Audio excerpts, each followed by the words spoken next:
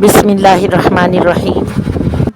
जनाब फ़ातिमा सैयदा रदी अल्लाह ताला अन्हा को शादी का बुलावा। एक रोज़ हजूर रिसालत माब सल्लल्लाहु अलैहि वसल्लम दीवार काबा से पुश्त मुबारक लगाए मस्जिदुल हराम में तशरीफ़ फरमा थे कि कुरैश की औरतों की एक जमात लिबास फ़ाखरा पहने हुए आपके पास आई और उन औरतों ने आपसे कहा, ए मोहम्मद सल्लल्लाहु अलैहि वसल्लम, अगरचे हम आपकी मिल्लत से बेगाना हैं मगर निस्बत व कराबत के लिहाज से आपसे अलग नहीं हैं। हम सब एक शहर के रहने वाले हैं और हम खाना हैं, इसलिए हम नहीं चाहते कि आपसे कुल्ली तौर पर रिश्ता रहम को मनक़ता कर लें। आज आपकी फ़लाँ रिश्तेदार लड़की की फ़लाँ लड़के के साथ शादी है जिसके जश्न अरूसी में हम लोग हिस्सा ले रहे हैं।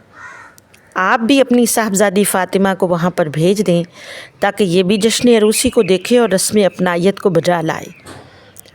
नीज़ ये कि अपनी तशरीफ़ आवरी से हमारे घर को रौनक अफरोज़ और हमारी मजलिस को ज़ीनत बख्शे। हजूर रिसालत माब सल्लल्लाहु अलैहि वसल्लम ने कुछ देर तवक्कुफ़ करने के बाद फ़रमाया, अच्छी बात है, तुम जाओ, हम फ़ातिमा को भेज देंगे।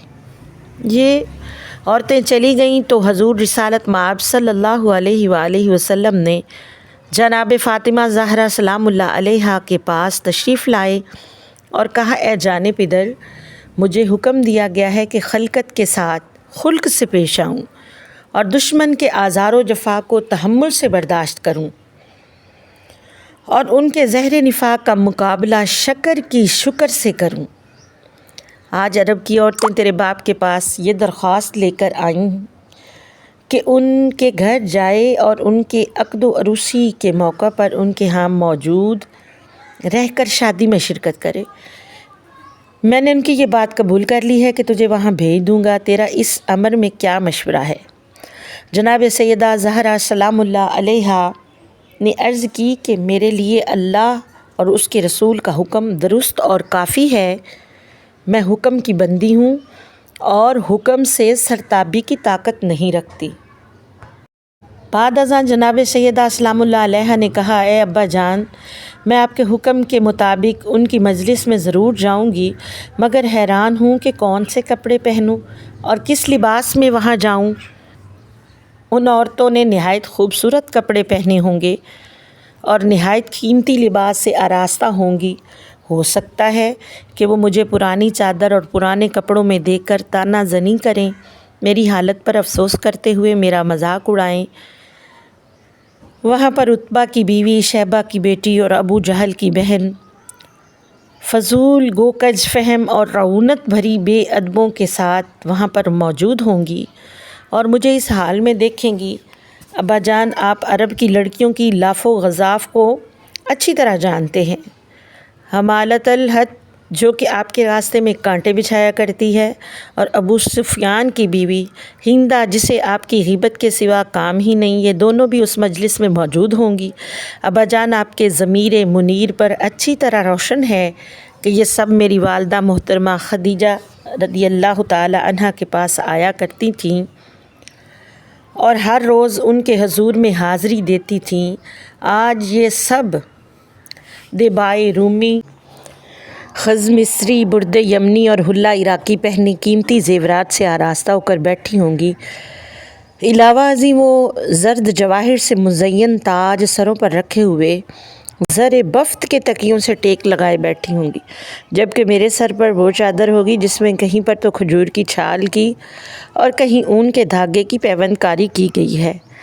अब्बा जान, जब मैं इन हालात में उनकी मजलिस में जाऊंगी तो मुझे देखकर ये नहीं कहेंगी कि इस लड़की के हाल को तो देखो। जब उसकी वालदा का अक़द हुआ था तो उसकी गर्दन में खराज ममलकत का हार था और अब ये लड़की टाट का लिबास पहने हुए है। इसकी वजह क्या है? ए पिदरे बुज़ुर्गवार, अगरचे उन औरतों से ये राज पोशीदा नहीं, वो अच्छी तरह जानती हैं कि गुलिस्तान नबूवत में नशो नुमा पाने वाला और जो इबार रिसालत से बुलंद होने वाला दरख्त रेशमी मलबूसात और ख़ूबसूरत ज़ेवरात का तालिब नहीं होता, बल्कि वो दुनिया की किसी मताओ गरूर पर फ़रेफ्ता नहीं होता, مگر یہ ان تمام صورتوں کو نگاہ ظاہری سے دیکھتی ہیں۔ حضور رسالت مآب صلی اللہ علیہ وآلہ وسلم اور جناب فاطمہ زہرا سلام اللہ علیہا یہ گفتگو فرما رہے تھے کہ رب جلیل کی طرف سے حضرت جبریل علیہ السلام آپ کی خدمت میں حاضر ہو گئے۔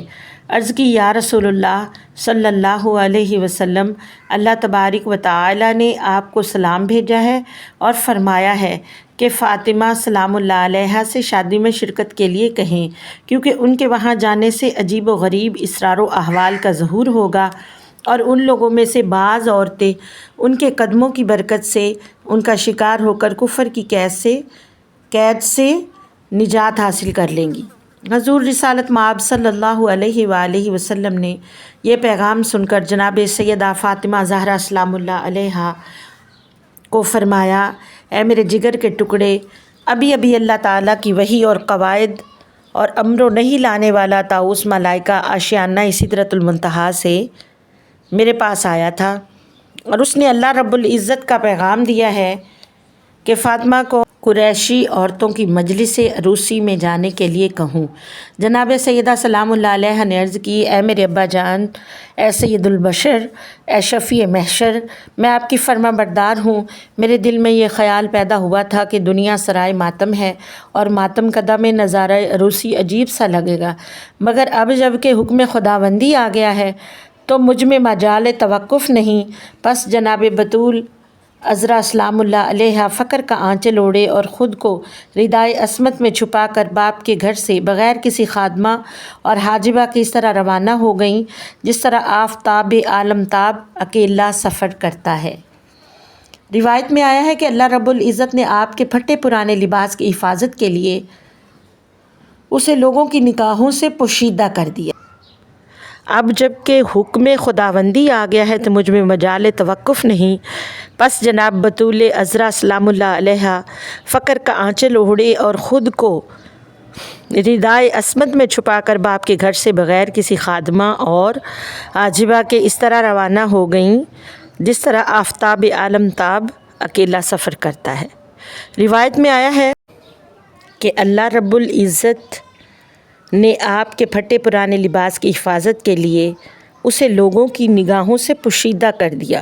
دختران قریش اور خواتین عرب آنکھیں کھولے اور کان لگائے جمع تھیں جب حضرت محمد مصطفیٰ صلی اللہ علیہ وآلہ وسلم کی عالی قدر صاحبزادی پرانی قمیص اور اون کا آنچل زیب تن کیے تشریف لائے تو ان عورتوں کو آپ کا یہ پھٹا پرانا لباس اس طرح معلوم ہوا جس طرح سونے کی تاروں کے لباس پر لال و جواہر سے نقش و نگار بنائے گئے ہوں۔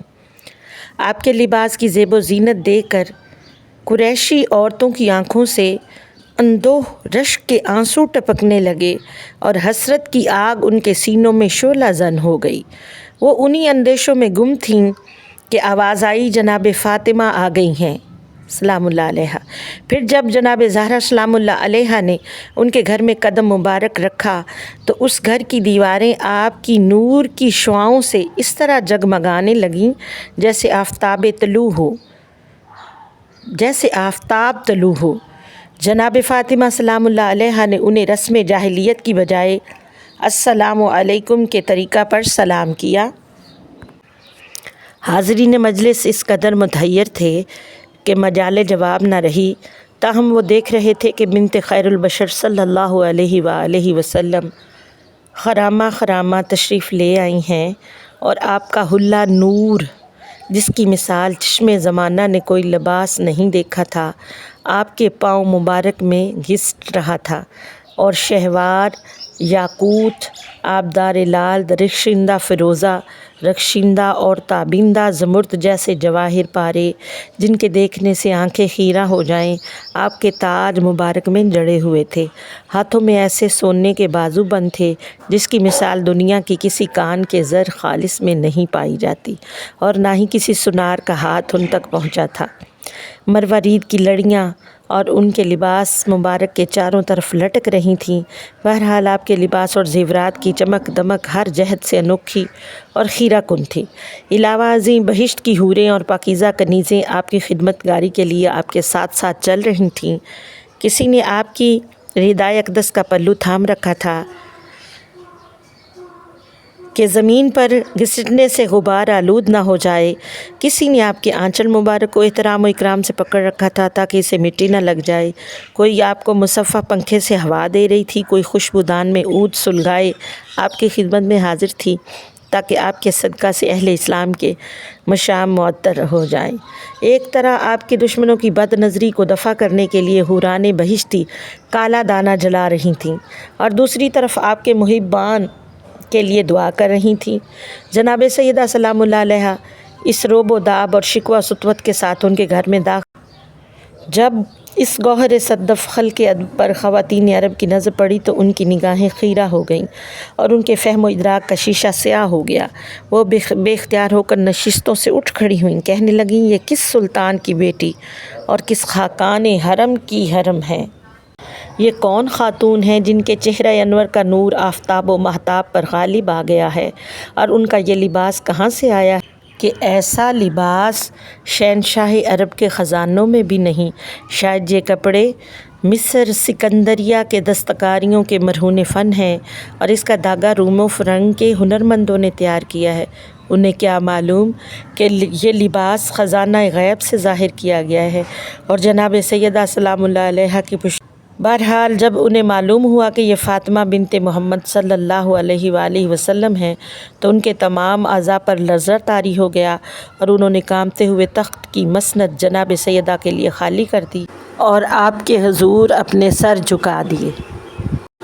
جمع شدہ کافروں کی مدد و توفیق جب ان عورتوں سے منقطع ہو گئی تو وہ اس مجلس سے فرار ہو گئے، اور اس صورت کو حضور سرور کائنات صلی اللہ علیہ وآلہ وسلم کے سحر پر محمول کرنے لگے، اور جو لوگ وہاں پر موجود رہے انہوں نے عذر خواہی کرتے ہوئے کہا، اے بنت مصطفیٰ صلی اللہ علیہ وسلم، ہم نے آپ کو تکلیف دی ہے، ہو سکتا ہے کہ آپ کی طبیعت پر کوئی بات ناگوار گزری ہو، اس لیے ہمیں حکم فرمائیں تاکہ آپ کی خوشنودی کی خاطر کا سامان مہیا کیا جائے۔ آپ بتائیں کہ کون سا کھانا اور کون سا مشروب پسند فرمائیں گی؟ جناب فاطمہ سیدہ سلام اللہ علیہ نے فرمایا، میری خوشی کا باعث نہ طعام ہے نہ مشروب، اس لیے کہ میری اور میرے والد محترم کی صفت بھوک نہیں ہے۔ میرے ابا جان کا فرمان ہے، جو یومین و اشبع یوں، یعنی میں 2 روز کا بھوکا رہتا ہوں۔ میرے ابا جان کا فرمان ہے کہ میں 2 روز کا بھوکا رہتا ہوں اور 1 دن سیر ہوتا ہوں۔ اگر تم لوگ میری اور میرے والد گرامی کی خوشی بلکہ رضائے خدا کے طالب ہو تو اپنے پاؤں ظلمت کدہ کفر سے باہر نکل کر روشنی اور ایمان کی فضا میں آ جاؤ، اللہ تبارک و تعالیٰ کی یگانگت اور آشنائی حاصل کر لو اور شرک سے بیگانہ ہو جاؤ۔ حاضرین نے آپ کی گفتگو سنی اور آپ کی کرامت و بزرگی کا مشاہدہ کیا تو کپڑے پھاڑ لیے اور سروں سے آنچل کھینچے ہوئے کلمہ طیبہ لا الہ الا اللہ محمد الرسول اللہ پڑھنا شروع کر دیا، اور جناب سیدہ سلام اللہ علیہا کے قدموں میں سمٹ گئے۔